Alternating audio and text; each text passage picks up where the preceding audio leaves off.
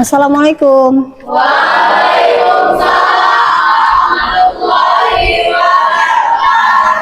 Selamat pagi semua. Apa kabar? Baik. Alhamdulillah. Coba kita yel-yel dulu. Selamat pagi.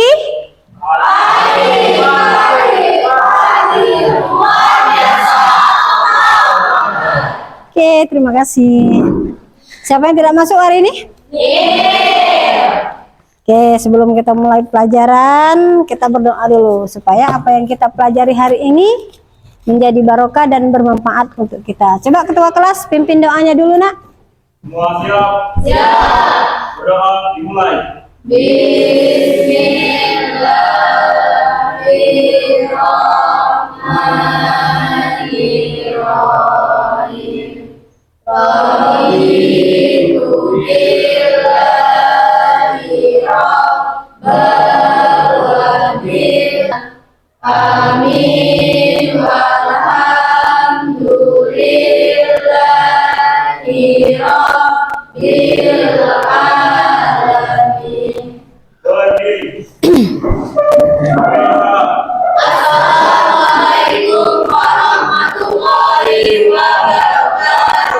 Waalaikumsalam warahmatullahi wabarakatuh. Silakan duduk.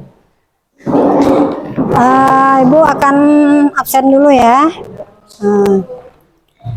Ali Armon, Andrian Saputra, Andrian Sugono, Cika Amelia, Dera Laura, Desi Indah Lestari, Fikri Ardiansa, Ika Salsabila, Imel Marsanda, Mutiara Hati, Reza Palepi, Nanda Aprilia, Seli Sahara, Sherly Wulandari, Tasya, Yoga Apriansa. Nah, terima kasih ya. Berarti rajin-rajin semua. Ya, kita sebagai generasi muda jangan bermalas-malasan. Oke. Di era kurikulum merdeka ini, kita ini merupakan siswa yang merupakan pelajar Pancasila. Biar lebih paham apa itu, silakan berdiri, kita menyanyikannya dulu. Ya.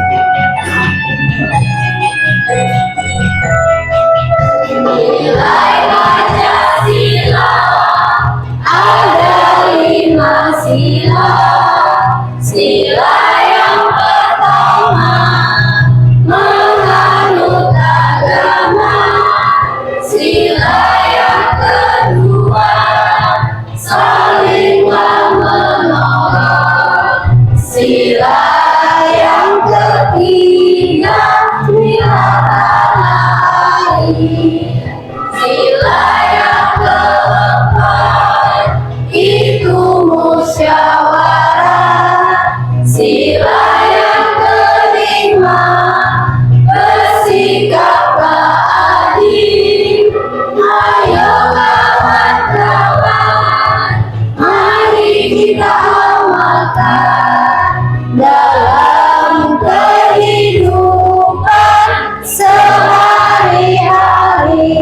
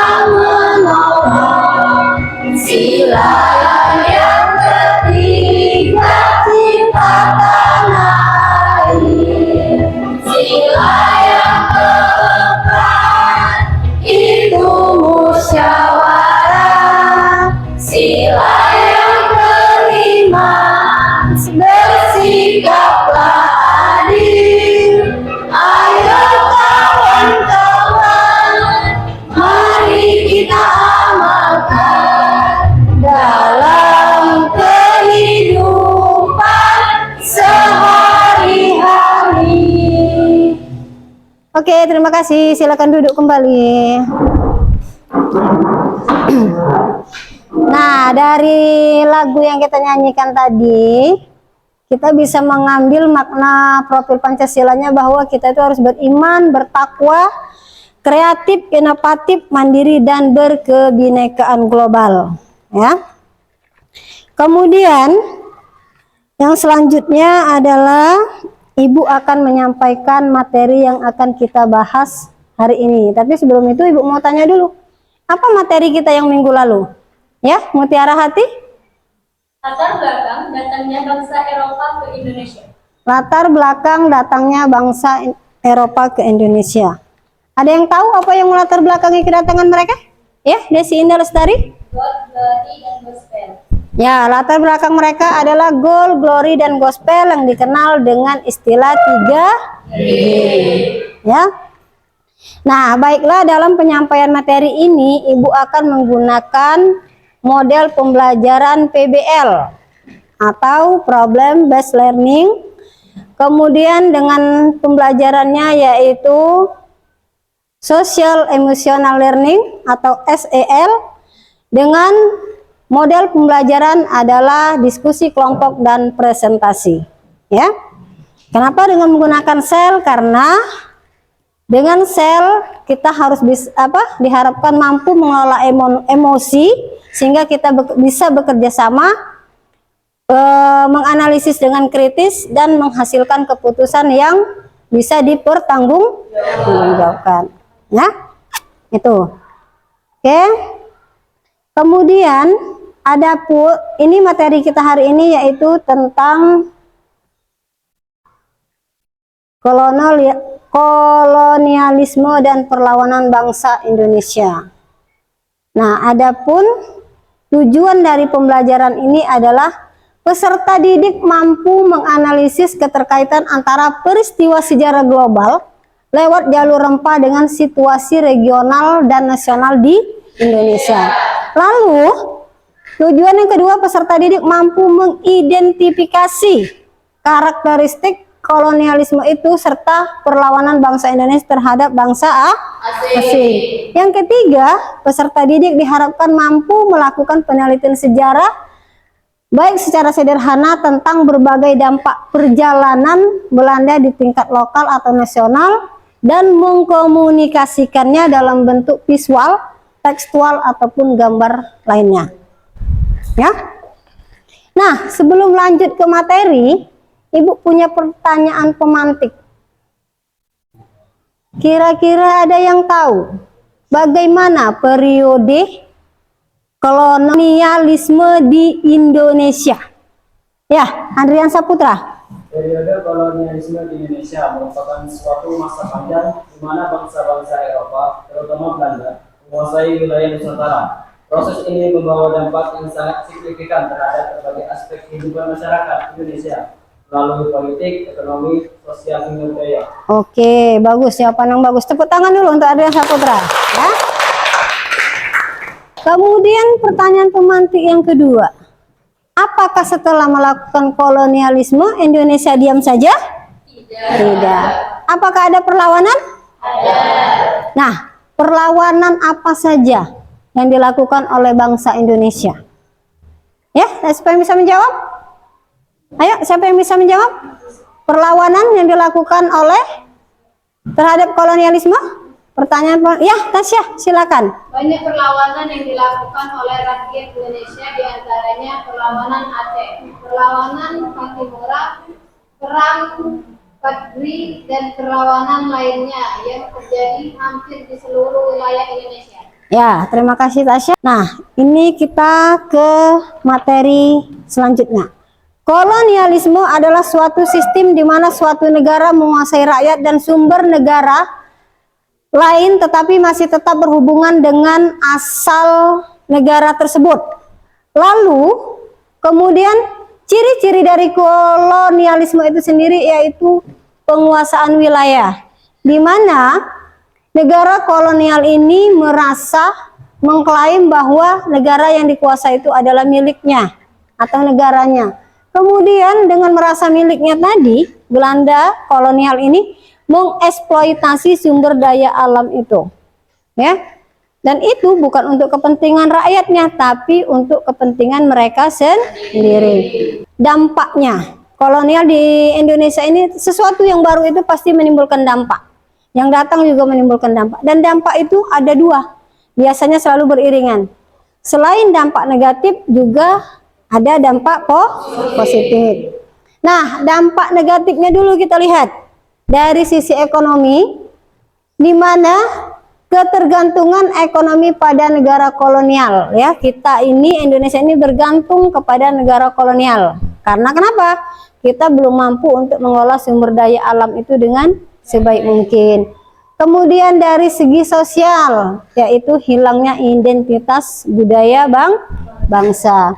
Lalu dari segi politik, tidak adanya kestabilan politik karena yang berkuasa hanya orang-orang kolonial.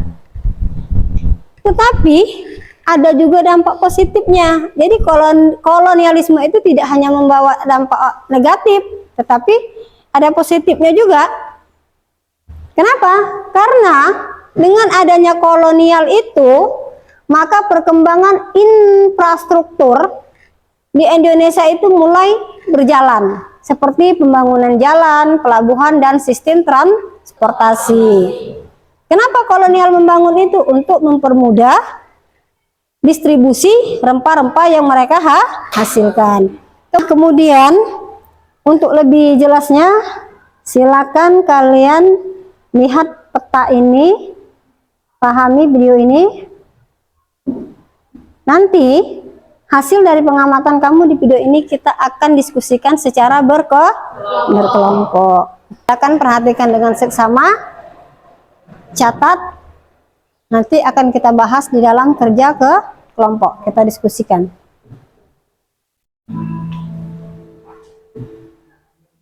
Ini adalah cerita tentang Indonesia di masa dahulu kala yang dikenal dengan nama Nusantara.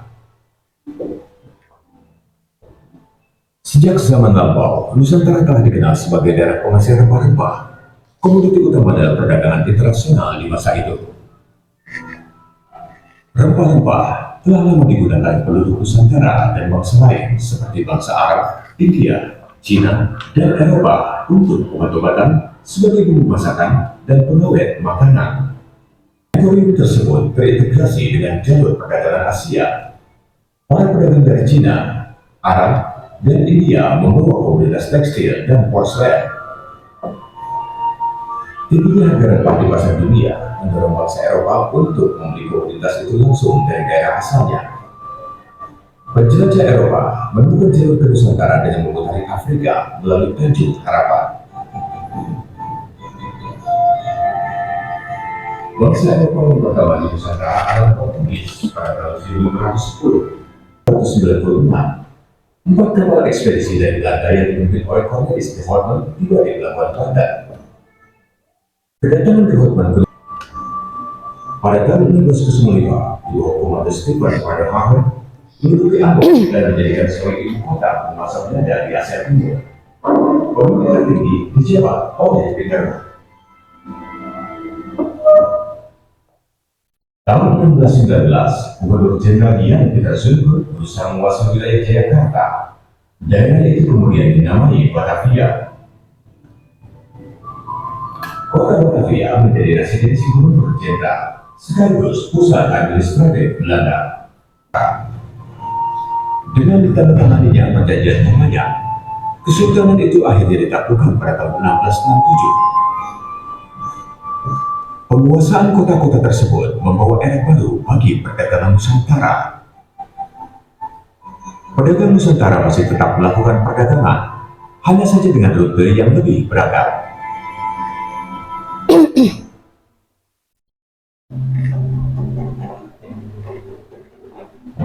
Perjalanan rempah-rempah Nusantara membawa kisah kejayaan maritim yang berkelindan dengan kesudahan kolonialisme. Ya, nah, itu merupakan jalur masuknya rempah di Indonesia yang akhirnya mendorong bangsa Eropa untuk datang ke Indonesia lalu melakukan kolonialisme atau kolonialisasi, ya. Karena rempah menjadi komoditas utama dari pelayaran bangsa Eropa. Kenapa rempah-rempah sangat dibutuhkan? Selain harganya mahal, juga sangat dibutuhkan di negara-negara Eropa. Nah, untuk membahas itu, kalian silakan berdiskusi, ya. Silakan berdiskusi sesuai dengan kelompoknya yang sudah ditentukan kemarin, ya. Nah, silakan berkumpul ke kelompoknya masing-masing.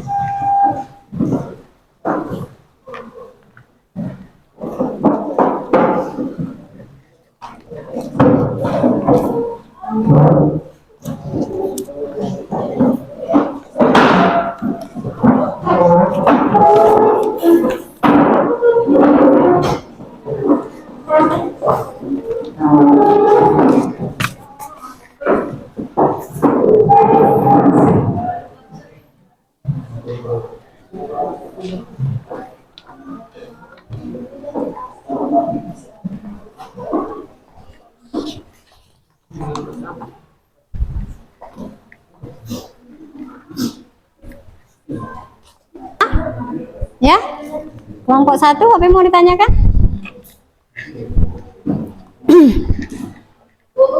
Ya, ya sebentar. Mana apa kelompok 1? Ya, oke. Ada mau bertanya? Ya, kelompok 2 apa yang mau ditanyakan, Nak?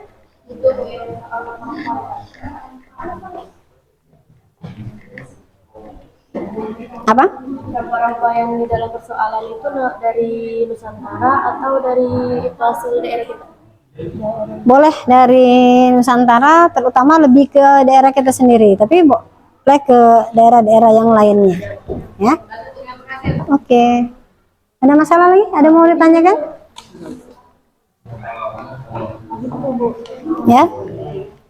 Yang di situ yang nikah. Kenapa? Yang di situ. Ya. Ini jelaskan mengapa Indonesia itu disebut jalur rempah. Jadi kalian tuh bahas atau analisis mengapa Indonesia itu disebut jalur rempah. Lalu kalian sebutkan rempah itu apa saja jenisnya, asalnya dari mana, dan fungsinya itu apa. Ya. Ya.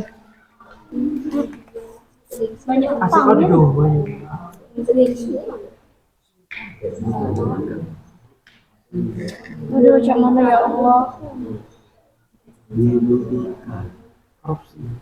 Maaf, banyak nih penjabat yang korupsi. Tidak, aku kelompok 2.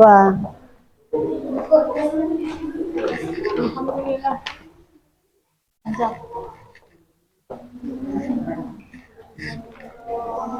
Oh, masih ada 3 lagi yang belum dijawab, nama rempah-rempahnya, ya. Silakan cari nama rempahnya, apa fungsinya, dan asalnya dari mana.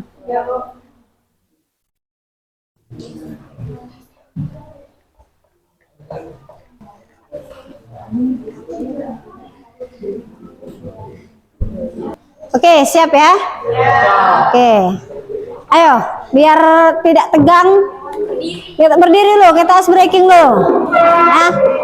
Untuk biar lebih fresh, untuk penyegaran. Ya. Gamenya gampang. Kita cukup olahraga tangan aja. Ya. Namanya tepuk tangan, tepuk pagi, tepuk siang, dan tepuk malam. Kalau pagi tepuknya 1 kah? Kalau siang 2 kah? Kalau malam 3. Oke, siap? Kita mulai ya. Tepuk siang. Tepuk siang. Siang-siang. Pagi. Siang. Malam. Oke, sip. Nah, sekarang saatnya mempresentasikan. Tapi sebelum itu, kita yel-yel dulu biar lebih semangat. SMA Negeri 1 Penukal. Sekali lagi yang semangat. SMA Negeri 1 Pemukal? Sip. Ya, generasi bangsa yang sangat dibutuhkan oleh bangsa adalah anak-anak seperti inilah. Cerdas, bersemangat. Inilah calon-calon pemimpin bangsa ke depan. Amin. Tepuk tangan dulu dong. Nah. Oke, sekarang waktunya presentasi. Kelompok 3. Silakan kelompok 3 presentasikan.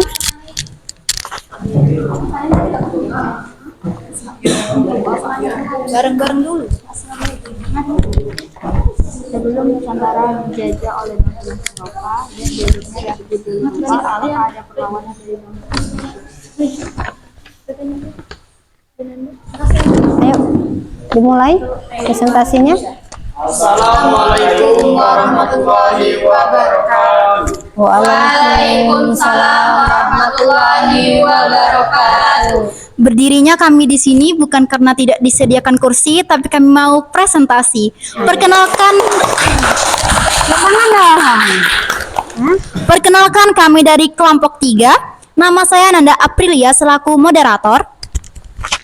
Nama saya Dera Laura Olandari selaku pemateri. Perkenalkan, nama saya Ali Armon, penjawab soal. Perkenalkan, nama saya Yoga Priyanso. Kami akan mempresentasikan hasil diskusi kelompok kami kepada guru dan teman-teman sekalian agar informasi mengenai kebermanfaatan rempah-rempah dan obatan asli di Indonesia dapat diketahui secara luas, serta kami akan menjelaskan mengapa Indonesia disebut jalur rempah-rempah. Untuk lebih jelasnya akan dijelaskan oleh pemateri. Mengapa Indonesia disebut jalur rempah? Karena pada masa lalu, wilayah Nusantara yang kini menjadi Indonesia merupakan pusat perdagangan rempah-rempah dunia yang sangat penting. Rempah-rempah seperti lada, cengkeh, pala, dan kayu manis yang tumbuh subur di wilayah ini sangat diincar oleh bangsa-bangsa Eropa karena memiliki nilai ekonomi yang tinggi. Yang kedua, tahukah kalian wilayah mana saja yang memiliki rempah-rempah asli Indonesia dan manfaat dari rempah-rempah tersebut? Yang pertama, jahe. Fungsi menghangatkan tubuh, meredakan mual, asal hampir seluruh wilayah Indonesia. Yang kedua, bawang putih. Fungsinya antibakteri, antivirus, antioksida, asal Jawa dan Sumatera. Yang ketiga, bawang merah sebagai bumbu dasar makanan, antibakteri, dan asal Jawa Sumatera. Yang keempat, cengkeh, fungsinya sebagai bumbu masak, bahan pembuatan minyak asri, asal Maluku. Yang kelima, kemiri sebagai bahan pembuatan bumbu halus, sumber lemak sehat, asal Jawa dan Bali. Yang keenam, kencur, meredakan masuk angin dan meningkatkan nafsu makan, asal dari Jawa dan Sumatera. Itu saja hasil diskusi dari kelompok kami. Jika ada kelompok yang ingin bertanya, dipersilakan. Silakan kelompok 1 bertanya. Perkenalkan, nama saya Desi Indarstari, perwakilan dari kelompok 1 ingin bertanya kepada kelompok 3. Sebelum Nusantara dijajah oleh bangsa-bangsa Eropa dan jalurnya disebut jalur rempah, apakah ada perlawanan dari bangsa Indonesia? Terima kasih.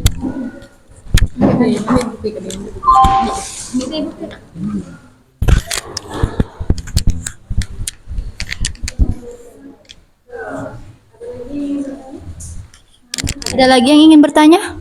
Dipersilakan.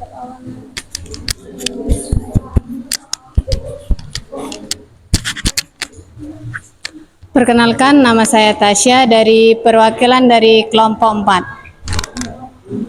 Kelompok 2. Sebutkan dan jelaskan faktor-faktor yang mempengaruhi perlawanan Indonesia terhadap kolonialisme.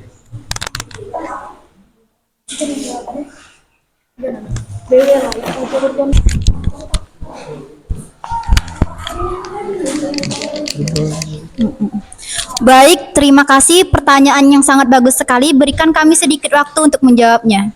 Ya. Ya, terima kasih ya. Presentasinya bagus-bagus semua. Dan dijawab juga dengan bagus, tegas, dan lugas. Ya. Inilah ciri anak-anak bangsa yang cerdas. Yang tadi disebutkan temannya, beri saya 10 pemuda maka saya akan goncangkan dunia. Benar itu, ya? Ya? Dan kalian adalah pemuda-pemuda itu. Ya. Nah, sembari karena kita sudah diskusi, sudah berkelompok, sudah presentasi, maka Ibu akan memberikan asesmen. Ya. Jadi silakan kerjakan soal-soal ini. Ya. Silakan kerjakan, Ibu akan kasih penilaian. Silakan kerjakan. Ya. Asesmennya. Ya. Asesmennya silakan dikerjakan, dijawab dengan tepat dan benar. Ya. Silakan dijawab.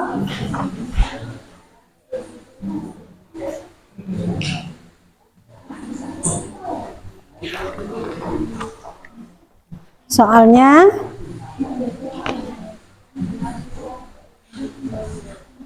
ada 10 soal asesmen.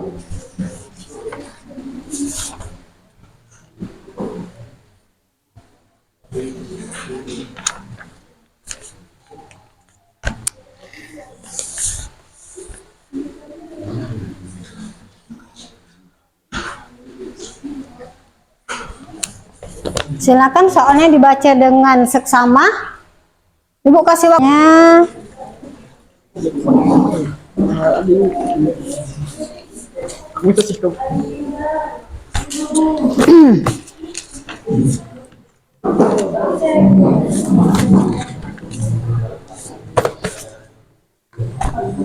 Oke, sudah kumpul semua kelompok 1? Kalau sudah, silakan kembali ke tempat duduknya masing-masing. Seperti tadi. Ayo kembali ke tempat duduknya seperti semula. Kita pelajari hari ini. Ada kira-kira yang bisa menyimpulkan? Ada yang bisa menyimpulkan dari materi kita hari ini? Cika Amelia, mungkin? Ya, silakan.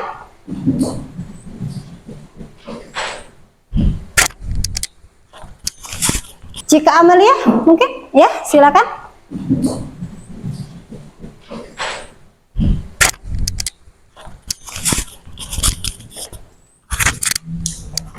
Di sini saya akan menyimpulkan apa yang telah kita pelajari tadi, bahwasanya kolonialisme di Indonesia itu muncul karena bangsa Eropa yang masuk ke Indonesia. Di antaranya ada Portugis, Inggris, Spanyol, Belanda. Dan mereka itu tujuan awalnya itu mencari rempah-rempah. Dan hal tersebut dianggap biasa-biasa saja oleh rakyat Indonesia. Tapi setelah bangsa Eropa tahu bahwa Indonesia adalah puncak dari rempah-rempah itu, maka mereka mengubah tujuan awalnya, yaitu ingin menjajah Indonesia. Tujuan sebenarnya itu ingin menjajah Indonesia, dan tujuan ini itu dilatar belakangi dari goal, gospel, dan glory. Ingin memburu kekayaan, kejayaan, dan menyebarkan agama. Nah, hal tersebut itu memicu terjadinya perlawanan rakyat Indonesia. Sebelum pulang kita berdoa dulu supaya kita selamat sampai ke tujuan. Dan ketua kelas silakan pimpin doanya. Semua siap? Ya. Doa dimulai.